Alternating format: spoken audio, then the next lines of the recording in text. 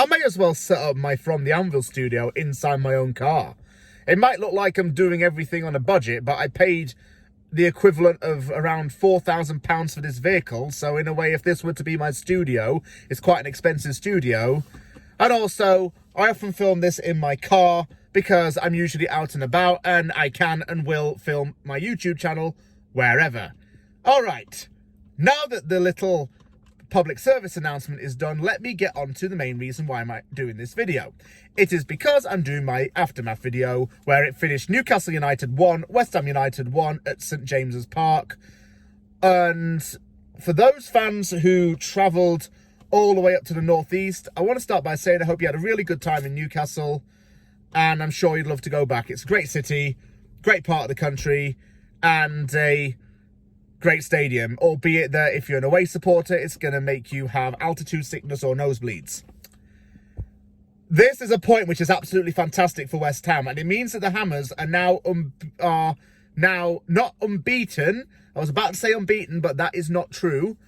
West Ham's lost once in 2023 because of this result now. It's a point that's going to feel like a massive boost for West Ham, but for Newcastle, that's going to feel like a bit of a sour taste in the mouth. I think that West Ham was dominant for most of the first half, controlled the game in the second half, and it just surprised me how Newcastle lacked a lot of creativity.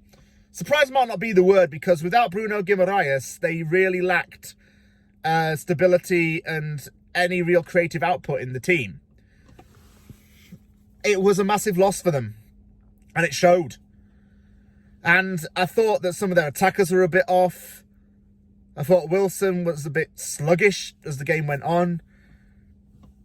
A lot of things went against Newcastle, but a lot of things went right for West Ham. And a few individuals, yet again, impressed me. In the Everton aftermath, I said that individual performances were very key to the team's overall performance. I saw that again in the Newcastle game. Let me talk about the team very briefly. Thilo Kehrer was in, which was a bit of a surprise, really. Paqueta was playing in a more deeper role next to Royce, which I think is going to be the way forward from now on. Moyes has finally admitted, well, he's not a 10, he's an 8, and he's likely to play deeper. Benrahma, Bowen, and Antonio leading that attack line. Emerson got another start, and I think that was only fair and right. Aguerd obviously starting again. We got to keep this guy in our team. He's absolutely insanely mental at defending. And it was a pretty good team, in all honesty. For Newcastle, with Guimaraes suspended, it meant that there had to be some changes. Longstaff, Joe Linton, and Joe Willock had to come into the midfield. Alan Saint-Maximin loves to burn West Ham's fullbacks. He started in the team. And they put out a fairly strong side. With 40 seconds gone, Newcastle had the ball in the net through Joe Willock, who scored against the Hammers in 2021 and scored against them last season at London Stadium. But he wasn't going to have his day in the sun here. The goal was disallowed, and rightly so, because Miguel Almiron had dribbled it out to play prior to him crossing.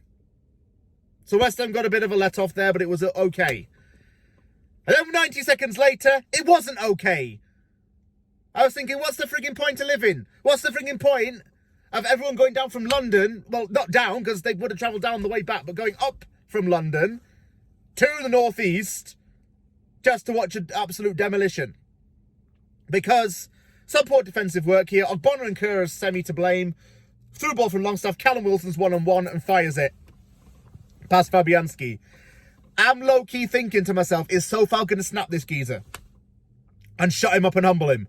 Because he's going all biggin before the game, you know, going on about, oh yeah, you know, oh, I love scoring against West Ham. I always seem to do it. Shut the hell up.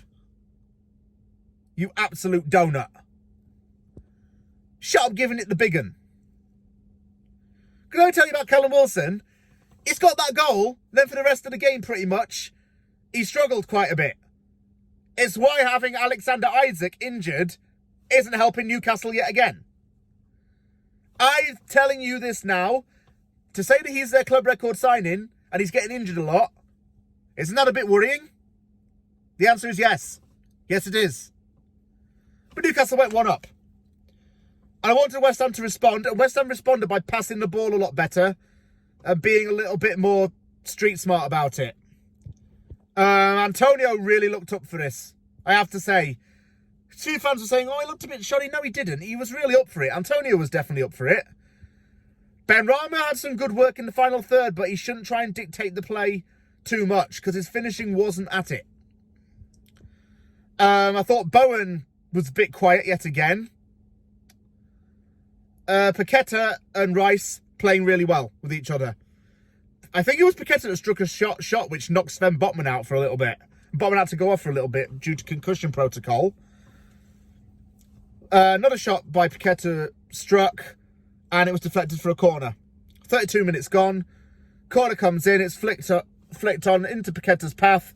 Pope's trying to adjust himself, and as Pope's adjusting himself to try and make the dive, Paqueta fires it through his legs, and it's 1-1. Backflips, little bit of dancing, points to the sky. Deserved equaliser. Trippier was actually fouling him in the process. So that was something people didn't really pick on, but I did. At that point, really, West Ham were controlling that first half. Alan Saint-Maximin really quiet. Wasn't doing a lot. Emerson made some pretty good runs in that game. And I think he was good on the ball. Sofal back to his defensive best at right back. Aguerd, he was always wanting to get the ball off of Newcastle. Whenever those players came near, he was getting that ball off him.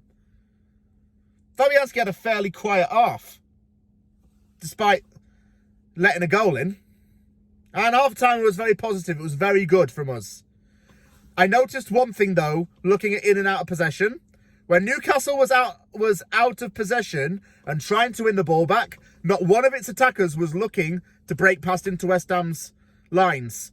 Whereas with West Ham, Antonio was always a little bit further into Newcastle's line and looking to make that attack motion.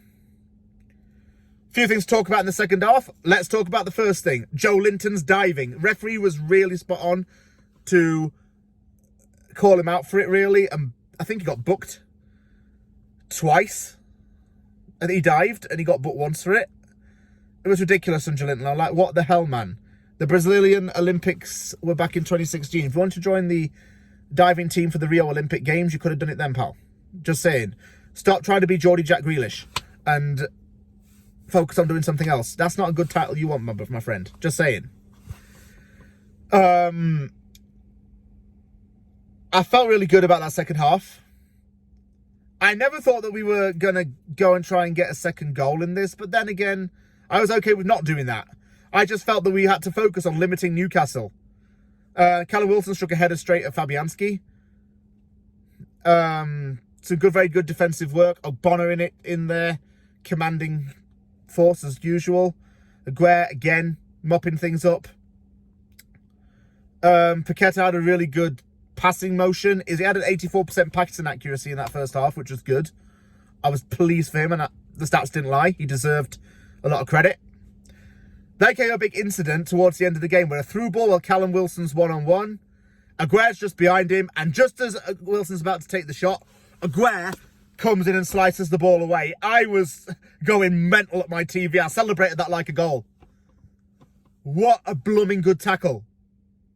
He did it against Everton. He did it against, I think he did it at Wolves at some point, did he? He did it up at Newcastle. If we'd had Aguerd fit at the start of this season, I think things could have been a lot different. And he's fit now. He's playing some really good bloody football, I tell you now. His passing and his defensive traits are excellent. He's quick to get back and defend.